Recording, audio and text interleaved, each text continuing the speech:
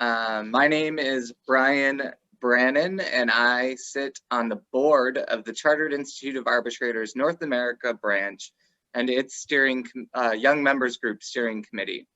It's my pleasure to welcome you to the ADR World Tour, Arbitration and Mediation as a Global Force for Good.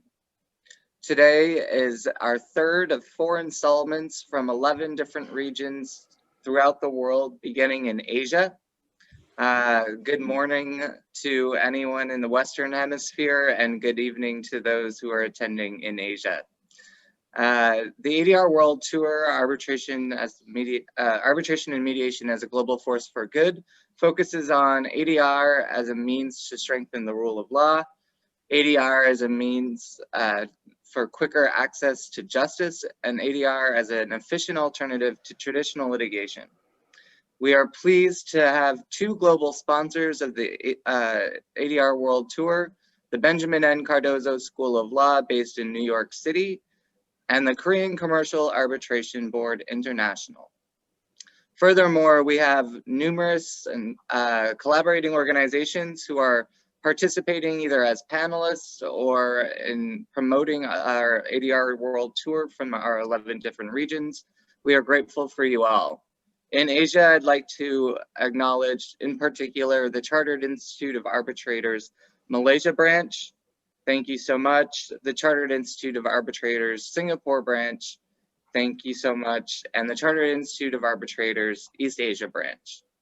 I further am very fortunate to be joined by a central organizing group of ADR rock stars who represent our 11 regions throughout the world. We are led in Asia by Ishan Madan, David Chung, and Kirsten Teo. At this time, I will hand the microphone over to David Chung, who will moderate this panel. And I thank you all again for your attendance at the ADR World Tour, Arbitration and Mediation as a Global Force for Good. Thank you, Brian. Good morning, good afternoon, and good evening. Welcome again. My name is David Chung, and I'm delighted and honored to be part of this meaningful project, and also to moderate today's session, Asian Perspectives on ISDS Reform. We are going to discuss about one of the most contentious areas of international law today, investor-state dispute resolution. As you may well know, formal deliberation on reform has been in progress at the UNCITRAL since 2017.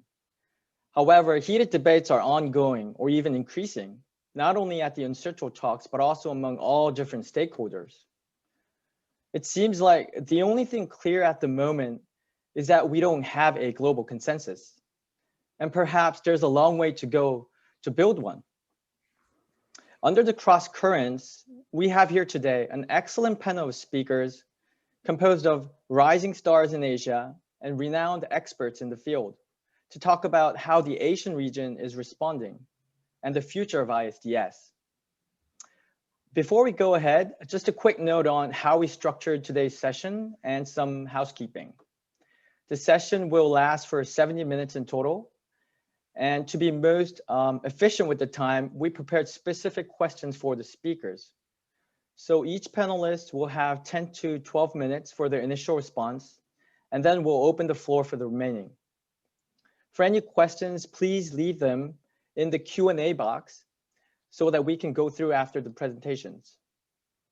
Also, when you see some poll questions popping up during the transitions, please kindly take those if you can, which will probably take only 10 seconds for each, and you'll be playing a great part in a comparative study on ADR developments around the world, which is another purpose of this event. Finally, please also notice that views expressed by the speakers today are all made solely for the purpose of this webinar in their individual capacity, unless otherwise expressed. Thank you for bearing me with that. Now, let me start by very briefly introducing our esteemed panelists. First, we have Ari Ernesti. Ari is an expert of international trade and arbitration. He's been practicing in South Korea at one of the nation's leading firms, Shin & Kim, for 7 years. And throughout his career, Ari has dealt with numerous commercial and investment arbitration disputes. Prior to coming to Korea, he clerked at the United States Court of International Trade in New York City. Next, we have Irene Mira. Irene is an international case counsel at the Asian International Arbitration Center. She's definitely a rising star in Southeast Asia, where she worked in multiple different locations, gaining extensive experience in international arbitration and international public law.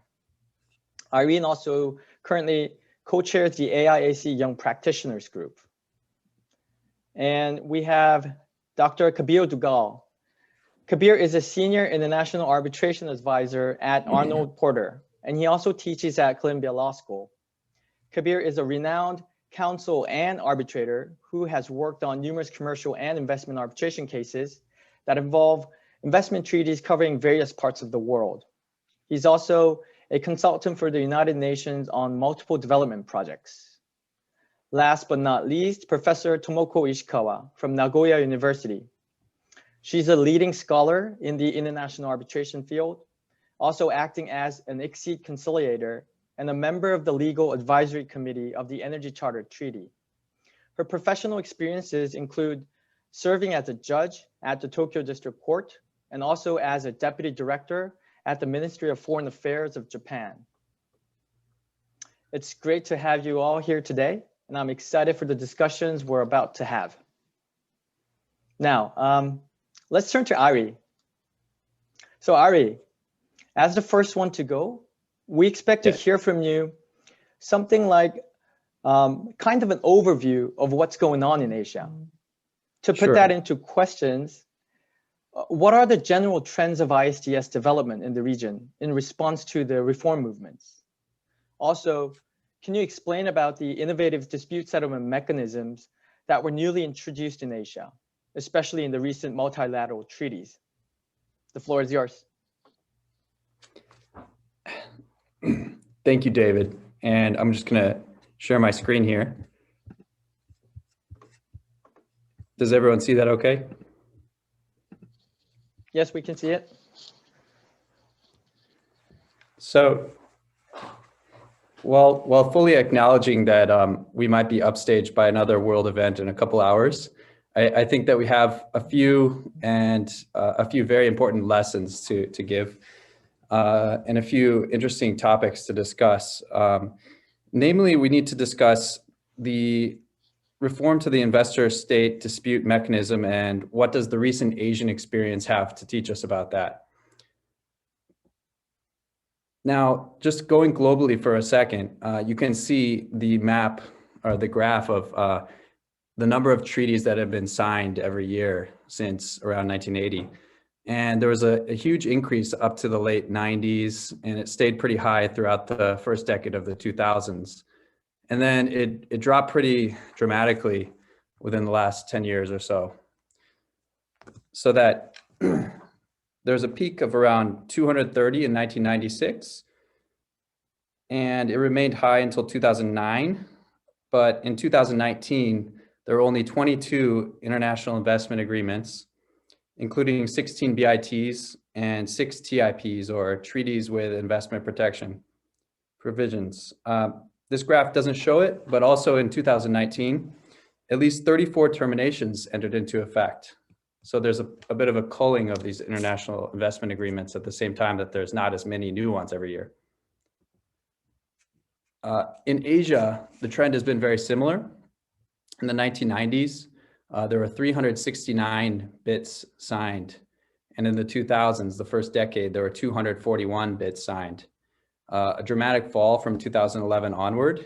And as most of you probably know already, there are certain countries in Asia, including India and Australia, well, not Asia, but Asia Pacific, and Indonesia, all of which had a certain extent of kind of being scared of international arbitration in relation to investor-state dispute resolution.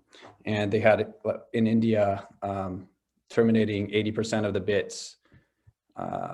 And in Australia, after Philip Morris, the public health issues caused alarm, and Australia decided to discontinue inclusion of ISD provisions in future trade agreements. Indonesia around 2014 had a similar situation. However, if you read the literature on this recently, there's a very optimistic kind of tone, and the theme I would say is that there clearly is not a full-scale rejection of ISD, rather just a reform of ISD in the Asia region. Here is a map of the CPTPP countries. As you know, this is the end result of the TPP after the US withdrew in early 2017. And at the moment, 7 countries have ratified the CPTPP, and it is in effect. And this agreement covers a very large percentage of world GDP, about 13%.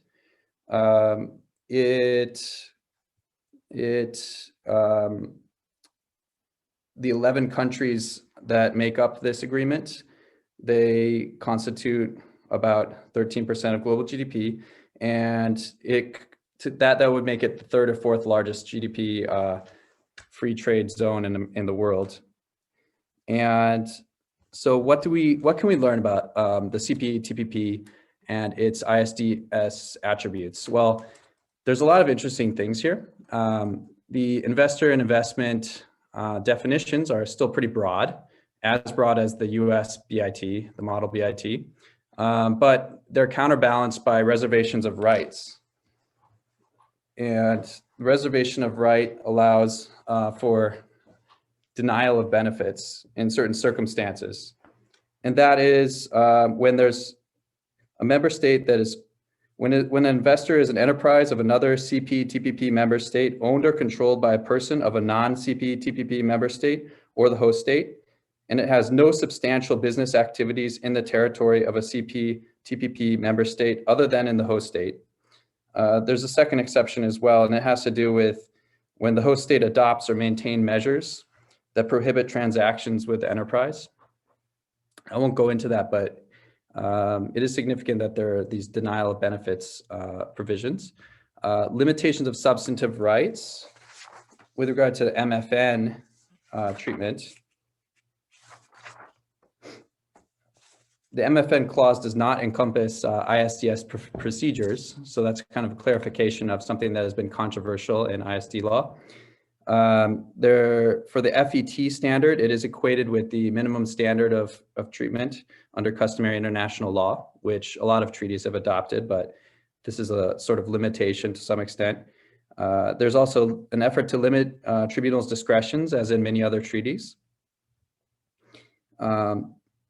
It attempts to set out the content of the FET standard for select controversial issues, and it states that a breach will not necessarily be found because a party takes or fails to take an action that may be inconsistent with an investor's expectations, or a subsidy or grant has not been issued, renewed, maintained, or has been modified or reduced. So these are not automatic FET violations. Now, for indirect expropriation, the treaty requires a fact-based inquiry involving the economic impact, legitimate expectations, character of the government action, and there's no automatic indirect expropriation for non-discriminatory regulatory actions that are designed and applied to protect legitimate public welfare objectives. So it's a kind of a balancing. And for the statute of limitations issue, this is something that other treaties have been adopting as well. And in this case, it's 3 years and 6 months from knowledge of the breach, or when the party should have known of the breach.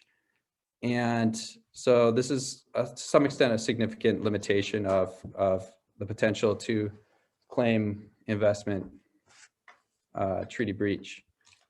For double hatting of arbitrators, I thought this was a pretty interesting provision where there's a code of conduct that prevents arbitrators from double hatting.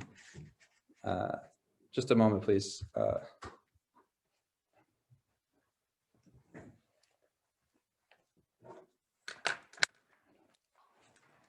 So someone was trying to kick me out of the room, I'm sorry. There's a defense available that claim is manifestly without legal merit, even in proceedings that are not governed by ICSID rules. Under ICSID, that's rule 41.5. So even if it's not ICSID rules, you can still make that defense. And in case you want to get into the nitty-gritty a little bit, the respondent must file that request within 45 days of the tribunal being constituted. And suspension of any proceedings on the merits will occur at that point. And the tribunal decision must happen within 150 days from that request. Now, parties can provide comments on awards, which I thought was also a little bit surprising. The tribunal will make its award on liability, and the parties will have a chance to comment, and the tribunal will have to take into account those comments. And as far as the appellate mechanism goes, there's kind of just a nod to the working group's activities, saying that if an appellate mechanism is developed in the future, the states will consider that and consider adopting it. Now, the CPTPP does include some potential for ISDS defection, in the sense that some side letters were signed in parallel with the CPTPP. And these side letters were mainly driven by the country of New Zealand. So they exclude ISDS entirely between New Zealand and Peru and New Zealand and Australia. And there's also side letters that allow ISDS only if the relevant state agrees. And that's between New Zealand and Brunei, New Zealand and Malaysia, New Zealand and Vietnam. There's also a joint declaration to work together on matters relating to evolving practice of ISD. So we don't know what's going to come of that, but that could be something to watch. That's between Canada, Chile, and New Zealand. Now, moving on to the RCEP, it's a little bit simpler situation because there really is no ISDS provision or agreement at this point. All the parties have done is basically committed to discussing it and trying to come to some agreement within 5 years. But the interesting thing though is if you look at this article, which is by Luke Nottage and Bruno Jetten, there's a great table, and it shows that in any event, the RCEP countries almost have ISD commitments with each other. Almost all of them do. You could look at this table a little bit more closely, but all the ends are the ones that where they do not have an ISD commitment, and you can see it's mostly Ys. Some of them are from CPTPP, and some from EITs. So I'm not going to spend much time on the RCEP because it's kind of an open-ended question at this point. What will happen? Now, just to give a little more context, there have been 4 reform approaches taken to the new ISD international agreements in 2019. And I wish I had more updated information from 2020, but this is from the UNCTAD World Investment Report of 2020, the most recent one. And it says that you could break the new agreements up into 4 different categories. First, no ISDS. Only one of those countries is an Asian country, UAE. Second, standing ISDS tribunal. That one is the EU-Vietnam IPA, which of course has been discussed a lot. And I think some of my other colleagues will discuss. And then you have limited ISDS, which includes things like adding a requirement to exhaust local remedies, narrowing the scope of ISDS subject matter, setting time limits. Those are all Asian countries, interestingly, and improved ISDS procedure, opening proceedings to the public, impartiality of arbitrator requirements. Those are also all ISD agreements or IIAs involving Asian countries. To get a little more specific, there are certain Asian innovations to ISD practice, and these include joint interpretations of treaty provisions. Basically, this is to deal with the critique that tribunals don't interpret IIAs in accordance with the contracting state's intentions. So it allows the states who are parties to these agreements to come up with the interpretation after the issue arises. And with the ACIA, which is the ASEAN Comprehensive Investment Agreement, they allow for the tribunal or disputing parties to request joint interpretation of any provision. This is only if the member states cannot agree on the joint interpretation in 60 days, and any joint interpretation is binding. This is also found at a few other Asia-related FTAs and IAAs. Canada and China BIT provides the parties may take action as and when they decide. And the China-Australia FTA, or CHAFTA, includes a provision enabling parties to control the application of the treaty. So if the investor challenges regulatory measures, the respondent state is entitled to a public welfare notice explaining the basis of its position. And I won't keep it for much longer. This is, I think, the last slide. There also has been discussion of the appellate mechanisms. As I mentioned before, the CPTPP has this nod to that. And also the Permanent Investment Tribunal and the EU-Singapore IPA and the EU-Vietnam IPA. These provide for a permanent investment tribunal with 6 members and 9 members respectively. And the representation is made up of those 2 countries plus a 3rd country on the tribunal. And the commitments to sustainable investments is another issue that I think my colleagues will cover in more detail. But this is another way in which countries have tried to reform ISD in a way that makes decisions relating to sustainable investment more positive. So with that, I think I will turn over to the next speaker. And thank you for the opportunity. Thank you very much, Ari. Yeah, thank you for the very informative presentation on the overall trends and also for the introduction of the innovative approaches. I wonder how other parts of the world see the Asian experiments, I would say. Maybe we can talk about that during the Q&A session. Sure. And before we proceed, just a quick poll, as we mentioned. Yes. So this is going to be included in the following comparative studies on ADR developments in Asia, I mean around the world. Thank you very much. So now let me continue. Having the big picture that Irene just introduced, I would like to turn to Irene, asking why do we see these trends and responses in Asia? That is, to be more specific and direct, do you think, is there a confidence crisis in Asia regarding the effectiveness of the current ISDS mechanism? Irene? Yep. Okay. Thank you, David. And thank you to Ari as well for that very comprehensive presentations. The beauty of being a speaker after Ari did his bits is that I can just agree to whatever he says because we're pretty much on the same page in terms of our topics of presentations.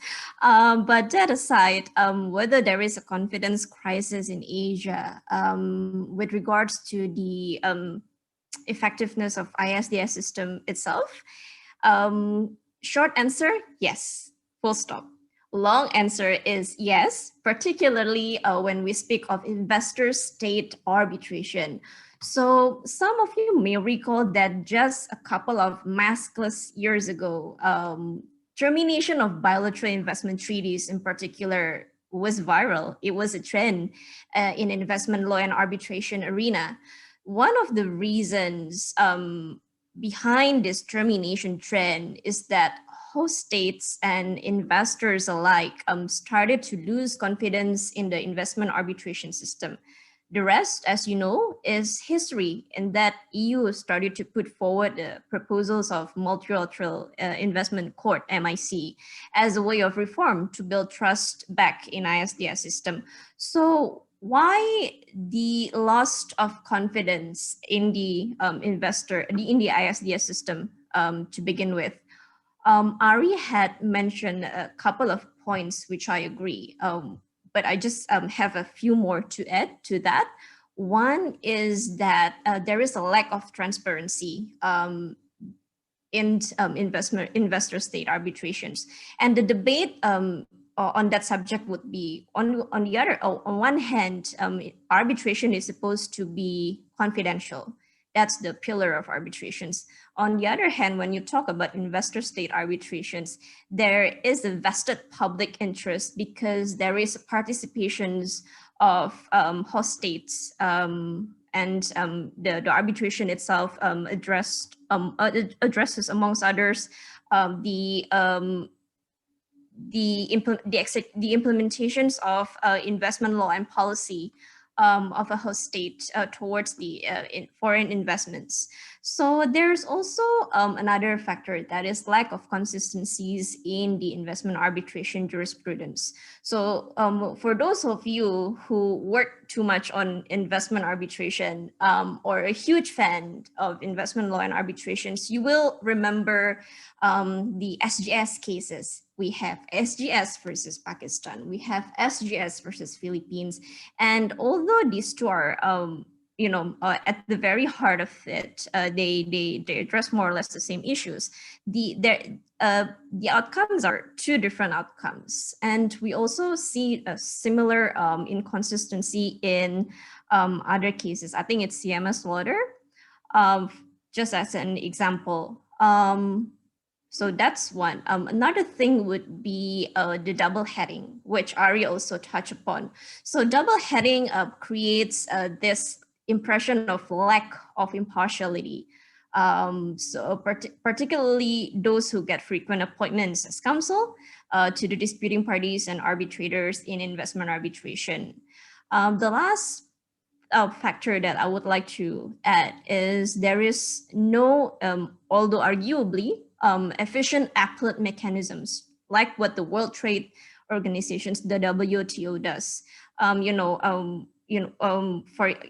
There are discussions, especially for those who don't know much about investment arbitrations. Can I appeal the arbitral award in the context of, say, for example, exit award? It is not subject to appeal. You can, you can attempt to null it on a very limited grounds, but when you are a disgruntled party, it depends on who your arbitrators are. If you're the host states, then you would want to do something about it. What can I do to, get around it? So that's in general the reason behind the loss of confidence in the system. Turning more specifically into confidence crisis in Asia, there seems to be no balance between states' police powers vis-a-vis right to regulate and investment protection. When you put yourself in the host state's shoes, you would say, and I think Kabir will attest better, but I think I read somewhere that President-elect Biden, still President-elect, and just for a few hours more, he is not a huge fan of investor-state arbitration. He is a firm believer, because Biden is Biden, that the power to regulate is manifested upon the states. That's one of his reasons, more or less. It has sovereignty under international law to enact domestic law and policies when it comes to foreign investment or investors. But when you put yourselves in investors' shoes, international law dictates that you shall be given fair and equitable treatment. There is a principles of most favored nations. So this led to further loss of confidence in regulatory framework of creating level playing field, especially when you see it from optic-wise developing countries in Asia. I speak from my own experience. When you advise a government entity or individuals within the government level from developing countries, there is still lack of expertise in investment law and arbitration. So it's a very niche area, especially on lawmakers level. in some developing countries, at least from my experience, they function by way of political appointments, and they do not necessarily have law backgrounds. So they do not understand, they do not seem to understand that the arbitral tribunal can only decide on issues based on, amongst others, their interpretations of investment treaties or agreement in questions, and their decisions will not change domestic law in your favor straight away. Somehow, they have in mind that these decisions rendered by the arbitral tribunal can flip the law, which is not true. So there's also a general sentiment of the need of regulatory framework to cater both business growth and human rights. I'm sure you're aware that business and human rights is not a stranger concept in investment arbitrations. And some developing countries unfortunately encounter business and human rights related claims when it comes to investment activities in their territories. Also, another thing, nearly there, it's not really a long list. I'm sure Kabir and Tomoko might have longer lists. There's also an issue of regulatorily chill. So when you're host states and you have experience with investment arbitrations, there is this fear that new claims will come your way when you try to implement new policies. Cost, on the other hand, it's the biggest cost and length of the procedure. The biggest concerns from the government side, would be cost for, especially for counsels and arbitrators' fees, and last but not least, if we want to appeal on arbitral award, as I mentioned earlier, where do we go from here? We don't have a tiered system like WTO does. So there are questions after questions, and this leads to a crisis, confidence crisis from Asia's perspectives. That's why, it brings to the ongoing discussions with the UNCITRAL Working Group 3 on standalone review or appellate mechanisms, standing multilateral investment court, and selections of appointment of arbitrators and adjudicators. So yes, I mean, there's obviously a confidence crisis, but it is also worth noted that developing countries in Asia are starting to get more and more receptive of the trends in ISDS. Thank you, Irene, for your analysis on the Asian perspectives on the current system. I mean, listening to that, thinking of such concerns, I would like to ask you another one, actually, about how Asian stakeholders are responding to the EU's idea of establishing a multilateral court, especially regarding the opinions that the proposal fails to address the fundamental issues, namely asymmetric privileges to corporations and intrusion of state sovereignty. This is a multidimensional question. Heads off to whoever created this question. For now, multilateral investment court is yet to be fully implemented in investment treaties involving Asian countries. I'll bring the most recent example that Ari brought up earlier, the RCEP. It is signed by ASEAN member states, Australia, China, Japan, New Zealand, South Korea, back in November 2020. And you will see that investor state arbitration is left out from the text. So when you look into the dispute settlement mechanisms clauses in RCEP, you will see that you will see how strong WTO influence in it. Because RCEP, as it stands, has state-to-state dispute settlement mechanisms that is akin to WTO dispute resolution mechanisms. So that's one of the very up-to-date example, if I may say so, on how Asian countries response to the confidence crisis, and in the, what do they think best to put back in the investment treaties. And it is inconsistent because you will see in CPTPP, investor state arbitration is still remains there.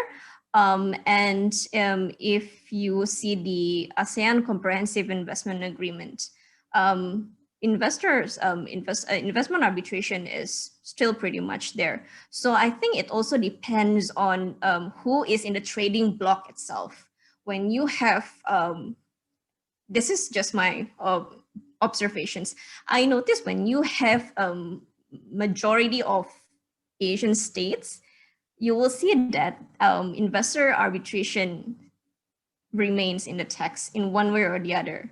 I don't know if others will agree or disagree with that. But when there, when in the trading bloc there are a much more developed countries, you will see a shift. You will see a change of approach in terms of dispute settlement mechanism these days. So yeah. Thank you, Ayan, for your insights. I can already see that Kabir is ready to speak, but I'm not going to let him before we do the second poll. So while we allow Kabir to prepare his presentations, we are going to do our second poll.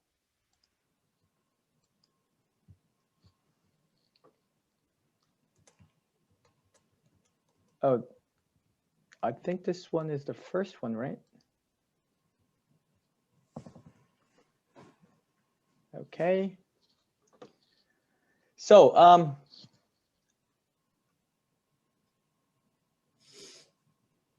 we're gonna wait 5 more seconds, and then, yeah. So coming back, we all know that EU has been very active in the reform talks, but it's less clear what's happening in the other side of the Atlantic, in the United States. I would like to turn the floor to Dr. Duggal to ask about the US's position. I think it's a perfect time to discuss this, considering today is the inauguration day for the new US president. So Kabir. Great, thank you, David. My questions are, the first one is, what are the predictions made about the US approach to ISDS under the Biden administration? How would that impact the reform movements? And any thoughts on how the Asian countries would respond? The floor is yours. Fantastic. Thank you. There's a lot there. But let me just start off by previewing something Irene just spoke about. We don't know. The US has not, for a very long time, articulated a very clear position on anything. So let me just make that initial comment. And with that, let's dive in. The first part, we're going to look at what is happening in the United States when it comes to investor-state dispute settlement, okay? Now, I have waited for a very long time to say this, President Biden. So let me just acknowledge that it's a few hours, but still, President Biden, hopefully the insanity will stop. What does President Biden plan to do on day one? Now, we leave this as a macro question, is day one today or tomorrow? But what is one of the first things President Biden has said he's going to do? He has said he is going to terminate the permits for the Keystone Pipeline. What is the Keystone Pipeline? It is a major pipeline project that moves from Canada into the United States, right? So a Canadian investment coming into the United States. Let's make it a little more complicated. One of the large provinces in Canada is the province of Alberta, right? The Albertan government has invested $5 billion, B billion, not M million. So a lot of money, lots of zeros in this project. So we have a Canadian investment and we have the government of Canada through a province being implicated. This project is going to be one of the first targets of Biden. Now, let's just step back for a moment.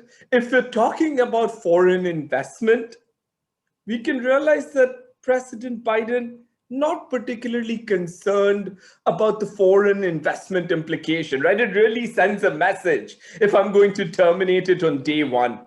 Now, there were environmental concerns, there were indigenous community concerns, which is what Biden is likely responding to. But just putting this on the table. Now, let's compare this 4 years ago to the first day Trump entered into power, to see what Trump did when he was in power.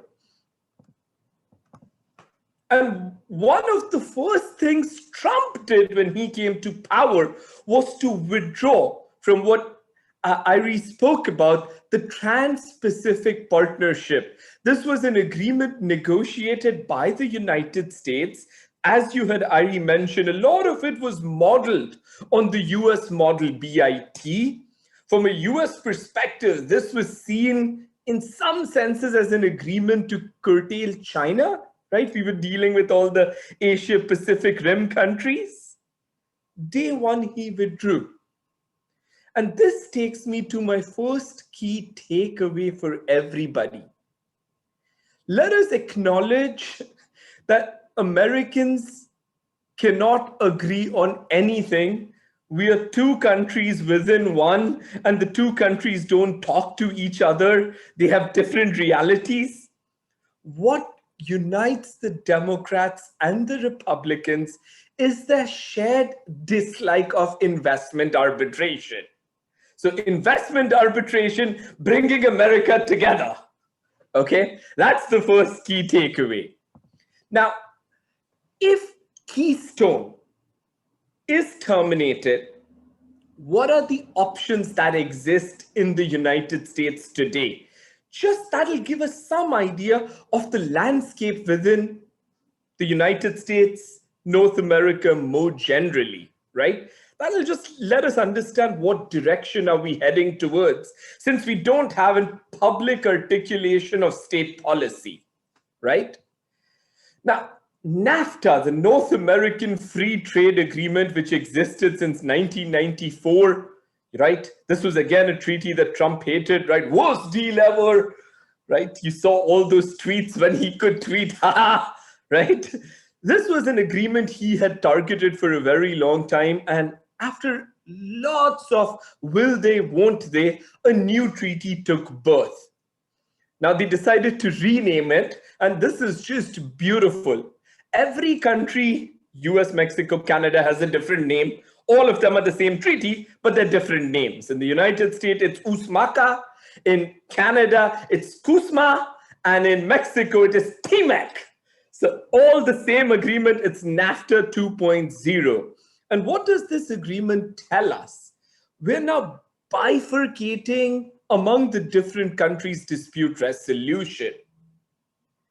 Canada and the other parties, there will be no investment arbitration. Now just take a moment to let this sink in. Canada, a fairly large capital exporting country, has said no ISDS, right? Now, wink, wink, Mexico and Canada are both parties to the TPP, right? So there is ISDS there through the back door, but there is, take the symbolic value. There's going to be no ISDS with Canada. I'll put a small asterisk here. Legacy investments are protected for 3 years. So Keystone has 3 years since NAFTA died if they want to bring in arbitration, but going forward, no ISDS. And if you're talking about US and Mexico, there's going to be a very limited form of ISDS. It's only going to exist for direct expropriation, no indirect. There's national treatment and MFN. That's it. No FET, no full protection and security. We're curtailing ISDS, right? So the trend is not looking optimistic. The Republicans don't like it. The Democrats don't like it. Treaty examples we have don't like it. Do we know anything that Biden has said about this? Well, we know that when he was president-elect, right? He was given a questionnaire, and he was asked in the questionnaire, what does he think about ISDS? And his answer was, to paraphrase, not a big fan. I don't like it. And his reasoning, and let's just focus on the reasoning because there's similarities, but there are differences. His argument here is that I don't like private companies being able to attack labor, health, and environment. So what do we see Biden has publicly said? Not a fan. Let's see what other Democrats are saying, right? Now, Biden has decided to create a diverse party. We're going to see all these secretaries and all being diverse. He wants it to reflect the United States. It's also going to be some amount of damage control. This country is coming out from a very fractured state. Let's see what other key Democrats are saying. Before we do that, let me just pause here for a moment just to echo. Again, we see a consensus here. You look at the US trade representative, a very key player in the Trump administration, and his view was the same, not a fan of ISDS. When he was talking about NAFTA, when NAFTA was being renegotiated, his view was if American companies want to go to Mexico, that's your problem. That's your life choice. You are responsible for that. My job as the trade representative is to protect your business in America. Kind of sounds like what Trump says, right? America first. So just want to again point out Democrats and Republicans sort of agreeing, albeit with a slightly different emphasis. Now let's just step back. What are other Democrats saying? Look at Elizabeth Warren, right? Senator from Massachusetts. When ISDS was being negotiated, she wrote a fairly detailed letter telling how much she doesn't like ISDS. So we're seeing, again, a very key voice, not a fan. Okay? Just again to point out, look at a public statement that was asked to both Hillary Clinton and to Bernie Sanders, two key players in the Democratic Party. What do they think about ISDS? Guess what? Neither of them said they are fans. Hillary Clinton's view, I don't think it's a good idea to be creating special regimes for corporations. Bernie Sanders' answer, again, they're going to be attacking labor, health, and environment. Now, why are we looking at what Democrats are saying? These are going to be pressure points for Biden, right? What does public opinion in the United States tell us on ISDS? And like everything in the United States, there is a division of opinion. There is one school of thought that tells you ditch ISDS. There is another school of thought which tells you keep ISDS. So here we're going to see, again, lobby groups competing for what we would like it to see. Let me just end here by making some observations. And this is something we've heard both Irene and Irie speak about. Your names are similar, Irie and Irene. Sorry, I just noticed that. But the observations we notice here is that it is a turbulent time, right? We're seeing confusing things happening world around. There is no consensus. The landscape is confusing. We don't know if Europe, right? At one stage, US used to be an active player. Now the US is not. And as a result, Europe is taking a very active stage pushing for the court. Will the court exist in the future? We know key Democrats don't like ISDS, but let's not acknowledge Biden is going to face two pressure points on the other end, right? He's going to face pressure to maintain the international regime, right? Which we have seen over the last 4 years slowly die. So there's going to be some pressure there to try and maintain that. And the US business community might start putting pressure. But let's just pause for a moment, because what is happening in the US tends to be a trend globally. That is nationalism and protectionism, right? That's what we saw with Trump, right? And that trend, we have to see whether it'll change with Biden or it will remain the same, America first, American workers, that undertone, whether it remains. So let me stop here and pass it back to you, David. Thank you so much, Kabir, for your impressive insights. Only thing I can say that hopefully we'll have a brighter future than the past several years, at least. And I have another interesting question for you that applies beyond the US or Asia. That is, with the Singapore Convention now in force, there are discussions on how mediation could work as an alternative to ISDS. What are your thoughts and what will be the challenges? Awesome, fantastic. So let's talk a little bit about mediation. I just put that in because I thought it was cute. That is a meditation photo, not a mediation photo, but I thought it was cute. So, okay. Let's just start off by seeing whether mediation existed today as an option in investment treaties. And the example we have in front of us is the US-Argentina treaty. This is an early treaty, and this is a treaty that has been used extensively, right? Argentina, one of the most sued countries. Now, you don't need to look at it, take my word for it, but 7.2, Article 7.2, reflective of a lot of treaties, tell us parties should seek resolution through consultation and negotiation. That's your first remedy, right? Now let's use consultation, negotiations, mediations for the purposes of our discussion as synonymous terms. But that was the preferred initial dispute resolution mechanism. If that fails, then you go to arbitration, right? So this remedy has existed of mediation. But clearly, looking at the number of disputes, something has not worked out. Why is that? In my view, there are three problems that come up when we're talking about mediation in investment disputes. The first, and David, this gets directly to the point that you were speaking about. Till recently, we did not have an international framework the way we did with the New York Convention for Arbitration. That has been remedied now. We have the Singapore Convention, we have a robust mechanism, so we have this problem addressed.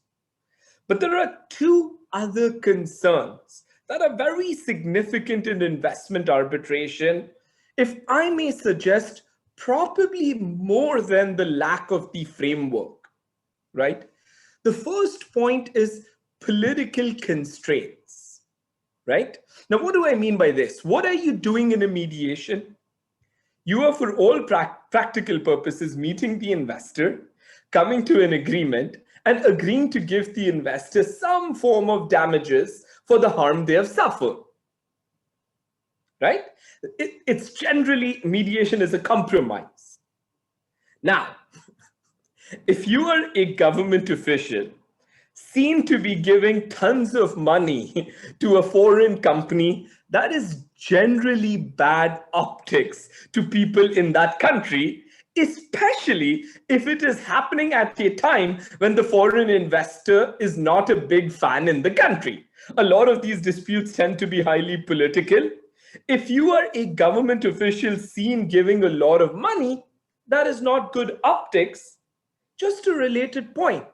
It is also very likely that when the next government comes to power, you, the bureaucrat who signed the agreement, might be investigated and prosecuted on allegations of corruption, on allegations, even if you are not, even if you're ultimately innocent, the fact that you have to go through very often a protracted long trial is not great.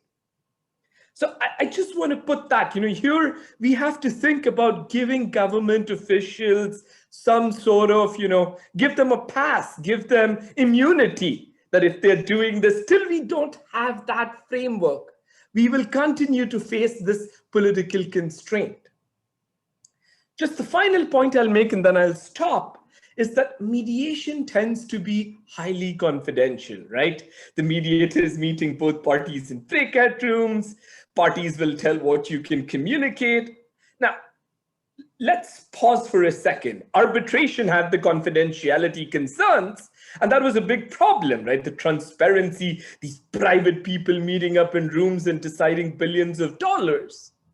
That same constraint will apply to mediation. The public has a right to know what is happening in relation to decisions that are going to impact them. So like we came out with the Mauritius Convention for Arbitrations, we're going to have to do something similar. Till we don't do that, the process is not transparent. And so while we must welcome mediation, it is a positive, good force. Let us acknowledge the limitations we have. The Singapore Convention, very positive development on one front, but we need to address these other two prongs. Only then will we have a good, robust framework.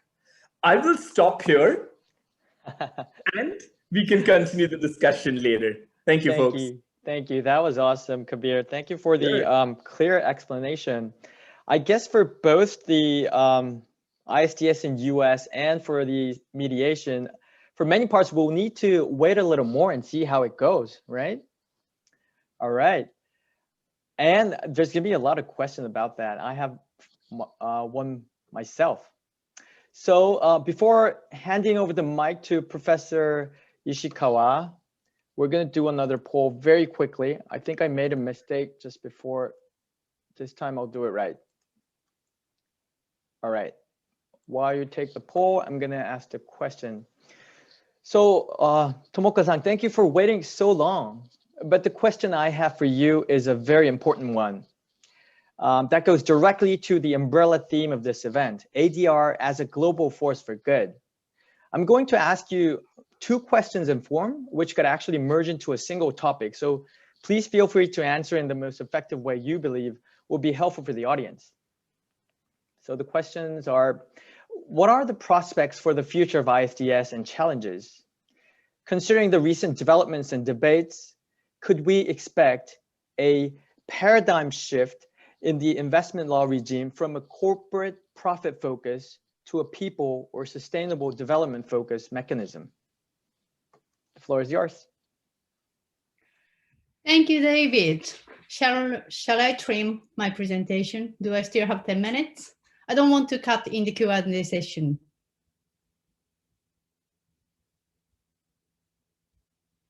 You are muted. David, you're mute. Okay, you need a couple more minutes. Do we still have? Do I still have 10 minutes or so? Oh yeah. Still, sure. Okay, Go ahead. Okay. Sorry for the delay. No, not at all. Thank you, David. So first, the questions like posed by David are actually intrinsically interrelated, so I will discuss them together.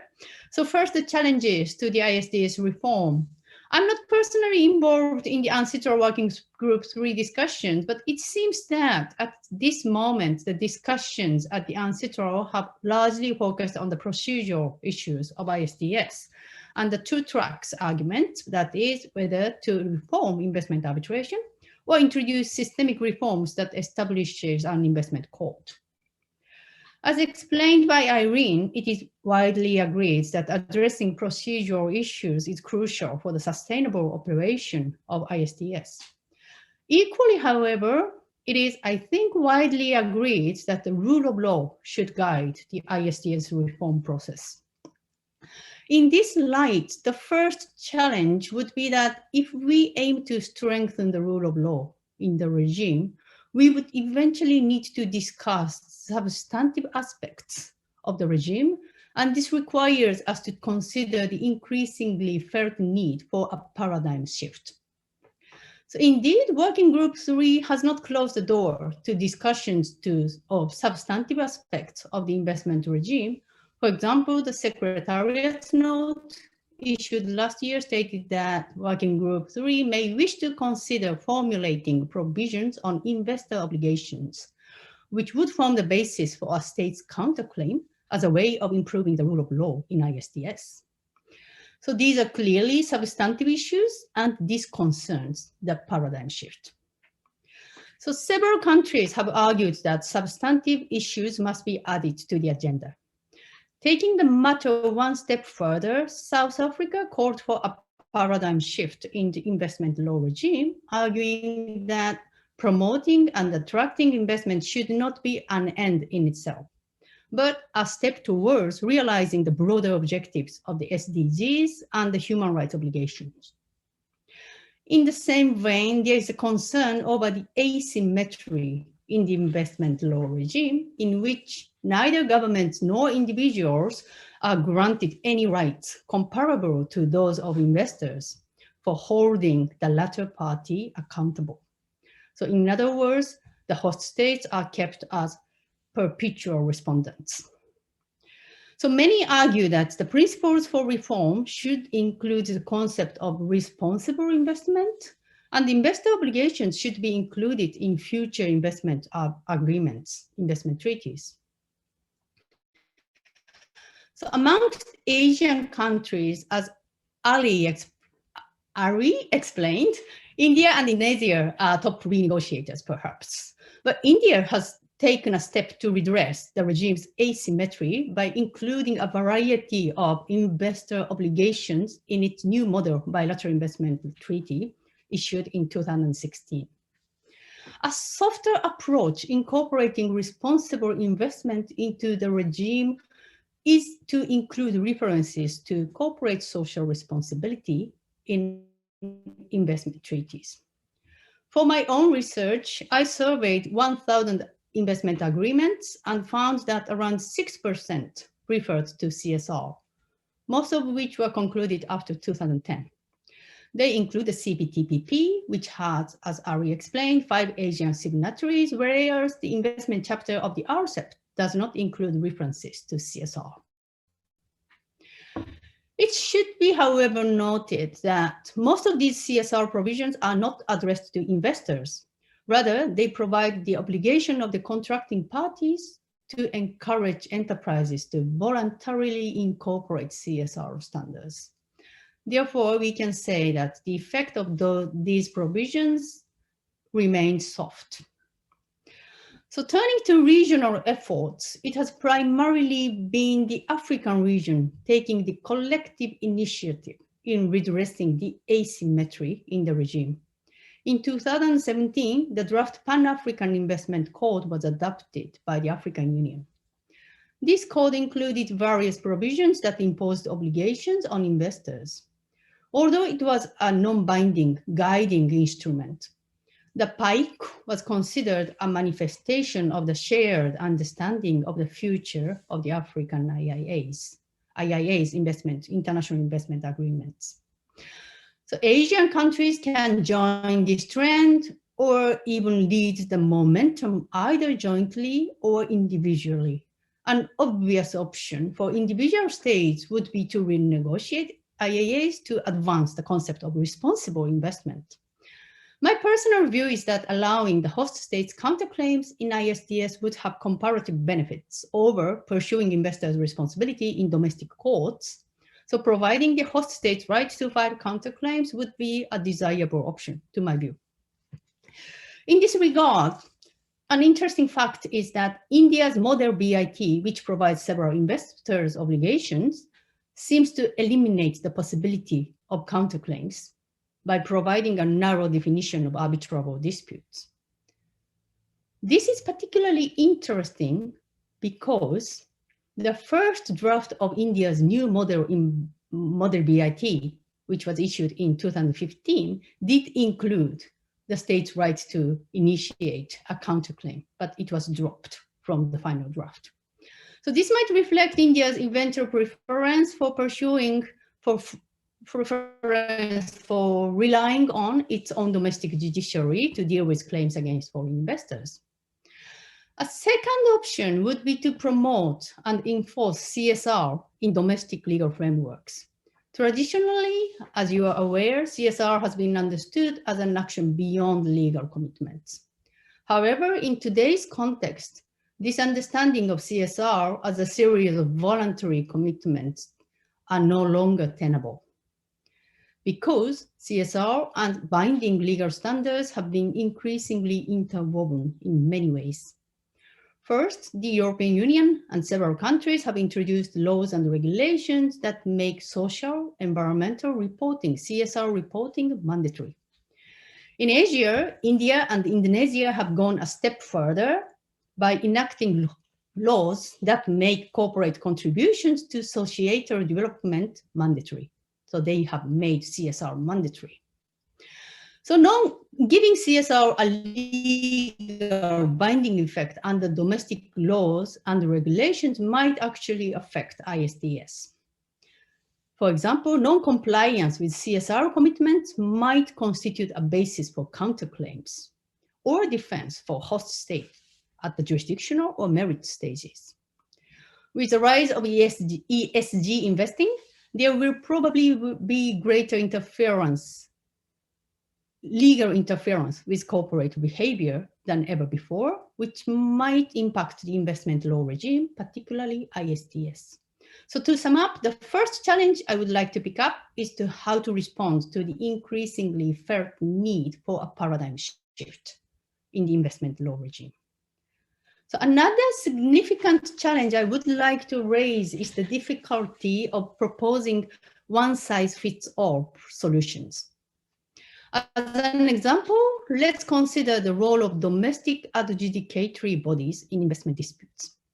It has been argued that investment arbitration infringes the rule of law because it deprives domestic adjudicatory bodies of the opportunity to handle investment disputes.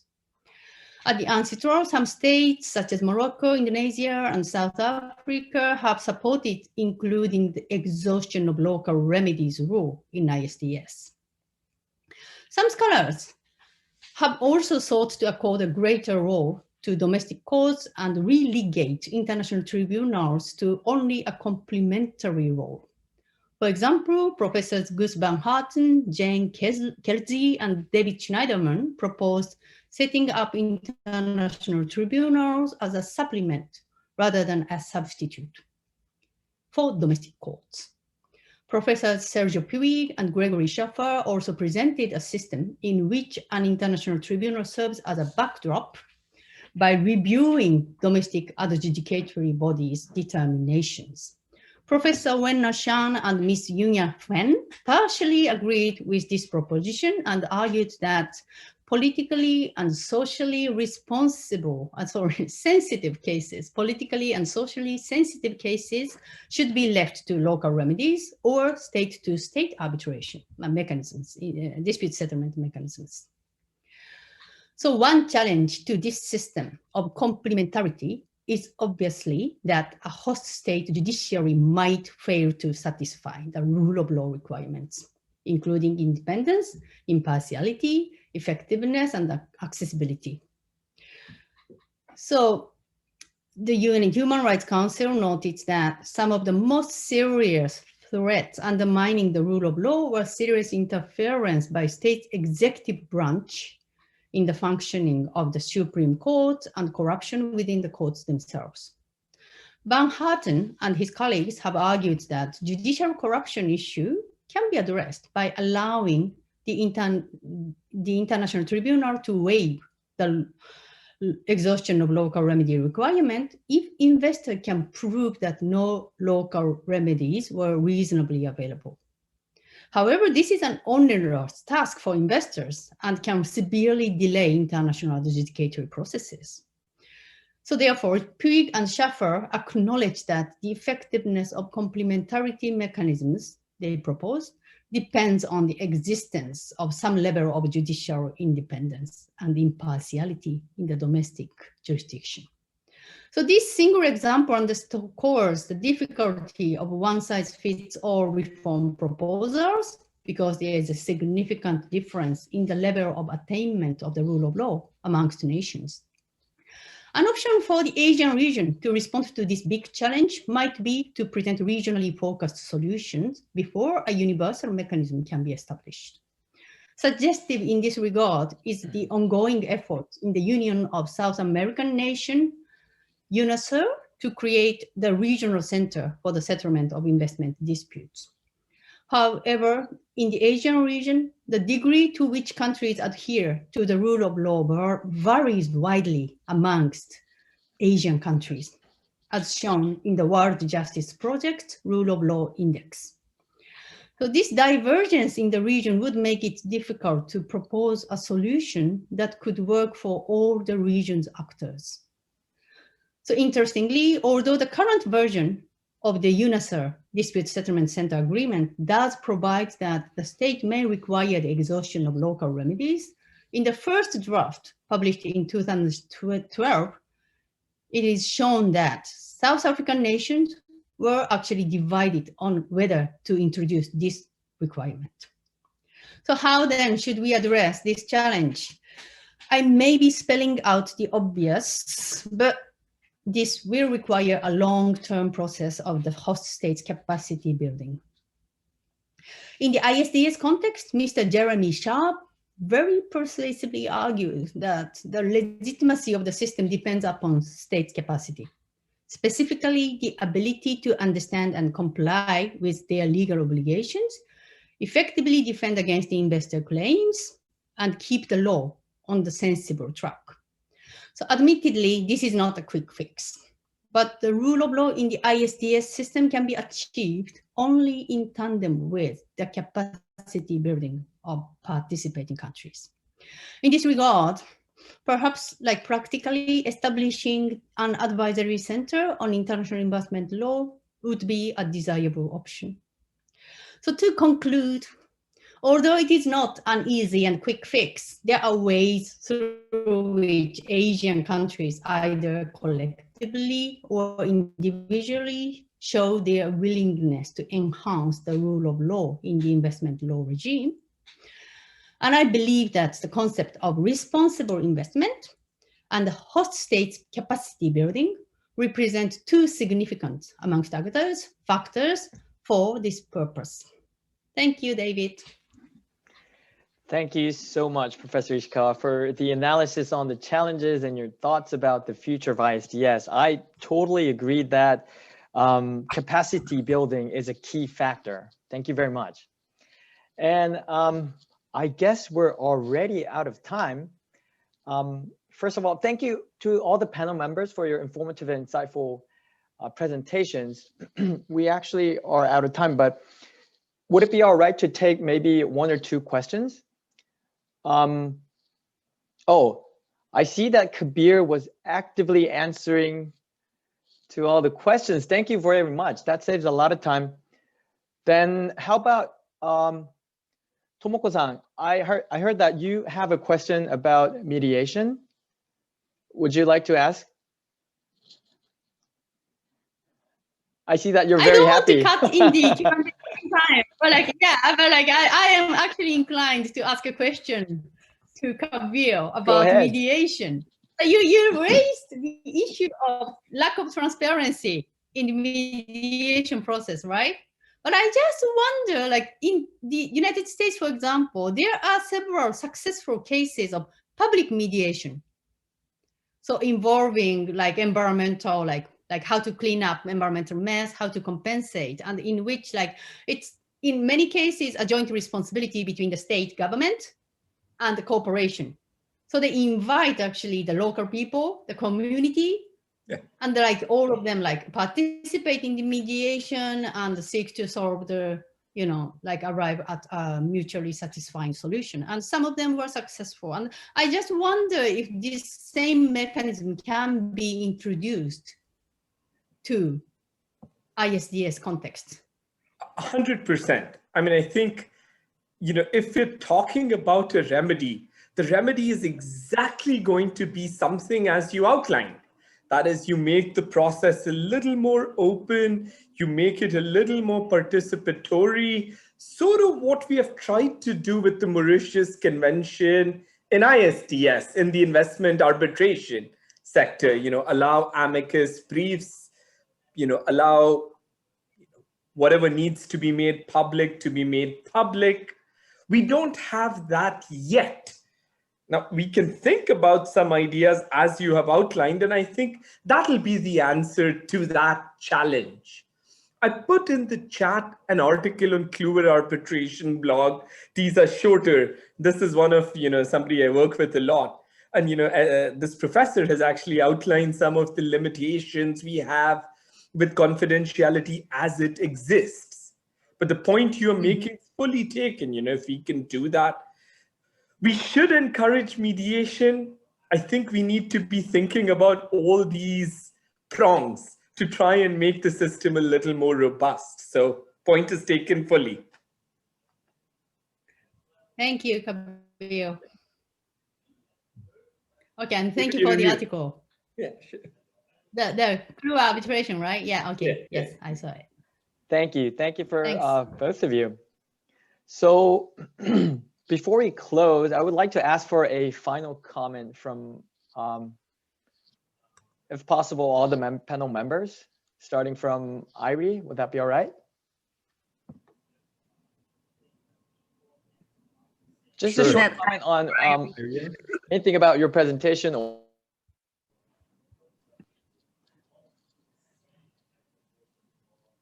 Irie, I think it's you. Okay. I would just say that if we looked at the CPTPP innovations, I mean, there's a lot of new things that were introduced in that agreement, and some of these have been in other agreements as well, but it'll be really interesting to see how those new innovations fare in the world of disputes, and whether disputes are even brought under CPTPP or under other agreements. I look forward to seeing the precedents that come to be set. Thank you, Ari. And Irene, you're next. Oh well, I echo it. I echo Ari in that regard. It will be very interesting to see how Asia as a region interacts further with ISDS reforms, and see how the emerging investment arbitration cases in the future. So yeah, and let's not forget about the sunset clause, which will come after the terminations of the bilateral investment treaties. So it'll be interesting as well to see if claims which was brought on the basis of sunset clause. Thank you very much, Irene. Kabir? Sure, I think from my vantage point, the landscape is very confusing and counterintuitive. I say this because calls for overall rethink of the process is actually coming from, quote unquote, the global north. Asia and Latin America, which have often been on the back end of disputes, are surprisingly not acting the way you would think they would in terms of pushing the reform agenda. I mean, we talk about India and Indonesia. If we look at both these countries and the backlash that has existed internally, the final positions they have taken is actually not as extreme as one would have thought. Countries like Japan, and I know Professor Tomoko is here, but countries like Japan are insisting on ISDS. You're seeing Latin America actually insisting on ISDS. This is the world topsy-turvy, because you would think Asia and Latin America are screaming for reform, but they're actually, in some senses, preserving the status quo with little fixes here and there. So confusing landscape, future remains to be seen. Thank you very much, Kabir. I think we can talk for another hour about that. Maybe next time I should make it a 2 hours conference instead of Okay, Tomoko-san, please. Oh, okay. I think I can just echo what everybody else said, but if I can add something, wait a minute, maybe what we need in the end might not be a reform of the system, but a redefinition of the regime. So totally shifting the focus from the protection and promotion of foreign investment to achieving sustainable development goals. But it would be just so extremely difficult to agree on. So the future is, everything is up in the air, but I think I shall keep hopeful. Thank you.